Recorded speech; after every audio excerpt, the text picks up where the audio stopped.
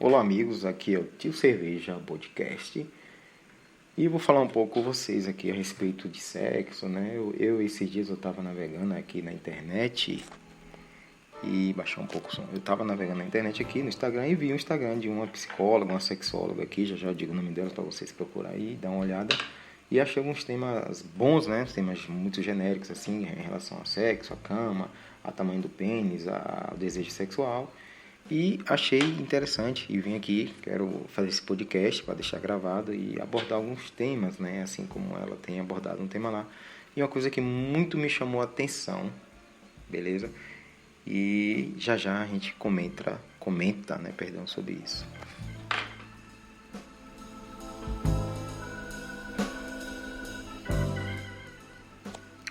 Bom, hoje eu vou falar, tentar falar o que é que significa do meu ponto de vista, né? Eu não sou nenhum especialista na área, mas já tenho algumas experiências, assim, alguns livros, algumas didáticas, algumas enciclopédias e sigo alguns pensadores, alguns psicanalistas, psiquiatra, psicólogo, né? E tenho alguma ideia em relação a isso, né? Então, vamos falar um pouco o que seria uma pessoa boa de cama, né? Essa expressão hoje é muito usada e muito frequente. As pessoas costumam, né, catalogar umas às outras em função da sua competência sexual. E, infelizmente, o julgamento que se faz dessas avaliações relacionadas à competência sexual dessas pessoas hoje é muito fundada na experiência que todo mundo tem assistindo filmes eróticos pela internet. Ou seja, a indústria pornográfica que define os valores hoje das questões da sexualidade. E o mais curioso disso é que, além dela definir todos esses valores, parece que todo mundo está muito satisfeito com as informações que tem, porque o assunto se tornou um pouco procurado. Ninguém mais se interessa por aprender nada sobre sexo. As pessoas parecem que têm a sensação de que estão totalmente satisfeitas com o que elas sabem e com o que elas são competentes para produzir na questão sexual. Então, o sexo hoje passou a ser visto como uma coisa muito parecida com ginástica, performance, né?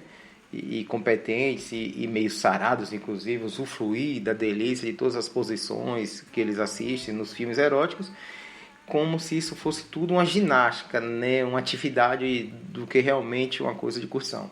Tem muita coisa relacionada com performance, então voltamos a alguns aspectos quase que regressivo, porque tínhamos superado alguns tabus de antigamente, que muitos deles têm voltado hoje. Por exemplo, a preocupação dos homens com o tamanho do pênis voltou, pelo amor de Deus, voltou a ser enorme, porque no filme simplesmente aparece pênis bastante grande, o que do ponto de vista da filmagem deve ser favorável, né?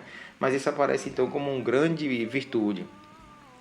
Também a preocupação com o orgasmo vaginal feminino, que tinha totalmente se esvaído, né?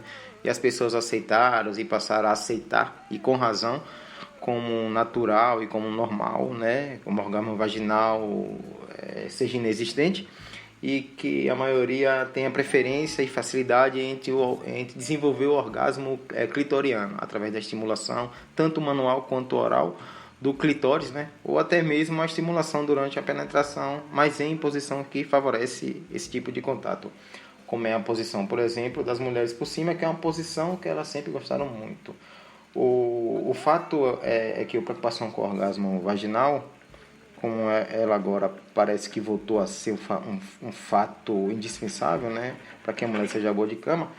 Então, o que acontece? Na prática, um monte de mulheres passaram a fingir um orgasmo vaginal, fazendo todos os ruídos e barulhos parecido com o que elas assistem nos filmes. O que não deixa de ser, né, um pouco ridículo, porque é muita falsidade, né, apesar de que muitas vezes os homens também não distinguem muito bem o que é o prazer verdadeiro do prazer falso nas mulheres. Mas ela sabe que o que interessa é a subjetividade. Na realidade, o sexo se transformou em uma sedução, conquista, jogo de poder, performance, uma coisa que tem a ver com agressividade, tem a ver com poder. Então, mulheres poderosas, sensuais, usando e abusando da sua sexualidade para encantar e fascinar, seduzir e até certo ponto dominar os homens, que através das suas conversas exerce muito um jogo de um fascínio na direção desse objetivo que é dominar, domesticar ou subjugar a mulher. Isso tudo é muito mais jogo de poder e sedução e muito mais performance, preocupação com desempenho do que realmente prazer sexual, né? Então as pessoas chamadas boa de cama hoje são as que têm essas competências. E está muito longe daquilo que para mim aparece como razoável. O que é legal mesmo no sexo, e que talvez seja o maior barato, é aquilo que está completamente perdido, ou se não posto em segundo plano, é justamente o fato do sexo poder ser uma fonte de prazer, uma fonte de descontração, de alegria, uma coisa em que duas pessoas que têm alguma afinidade, que se conhecem, que confiam na outra, conseguem trocas, né, eróticas, trocas de carícias eróticas, de qualquer tipo, sem preocupação também em ser nenhum marabarista, nenhum bom de cama, nenhum cara com pegada. A mulher também não tem que ser o tipo que tem que topar tudo, porque essa é a mulher boa de cama hoje e tal. Mas duas pessoas que se realmente gostam uma das outras, da companhia uma da outra, que curta a troca das carícias, e que cada um se solte, né, e consiga se exercer como corpo, buscando um prazer, quer dizer, se entregar ao prazer, né? A gente não se entrega do sexo. O sexo é um fenômeno muito mais que tudo, é um fenômeno pessoal. Todo mundo sabe que na hora mesmo por exemplo, do pico do clímax, né? Todo mundo fecha os olhos e o outro desaparece. Na hora mesmo do prazer sexual, o que existe é um momento solitário, né? E que o indivíduo está totalmente envolto dos seus prazeres, do prazer e sensações que deriva do seu corpo, né? E esse momento é um momento de entrega do indivíduo, não ao outro, ao parceiro, mas a entrega ao seu próprio prazer. Ele se entrega ao prazer, ele se deixa levar pela sensação agradável e curte o sexo pelo prazer que ele produz e não como instrumento de poder, dominação, agressividade ou qualquer outra coisa que seja. Então, a pessoa boa de cama hoje é que tem coragem no contexto de confiança, que pode ser um parceiro sentimental, sábio e relevante, pode ser um amigo também, né? Mas alguém que cria uma atmosfera de confiabilidade e que as pessoas, tanto homem quanto mulher, consigam se soltar, se entregar às trocas de carícias, sem preocupação com o desempenho, sem preocupação com o resultado, apenas mergulhando no prazer, se soltando e se deixando enlevar e enredar nas sensações corpóreas do prazer até o orgasmo, né? Muitas pessoas conseguem fazer isso, mesmo com parceiros poucos conhecidos, quem tem pouca intimidade. Algumas pessoas, principalmente mulheres, só conseguem esse tipo de entrega, vamos dizer assim, ao prazer na masturbação.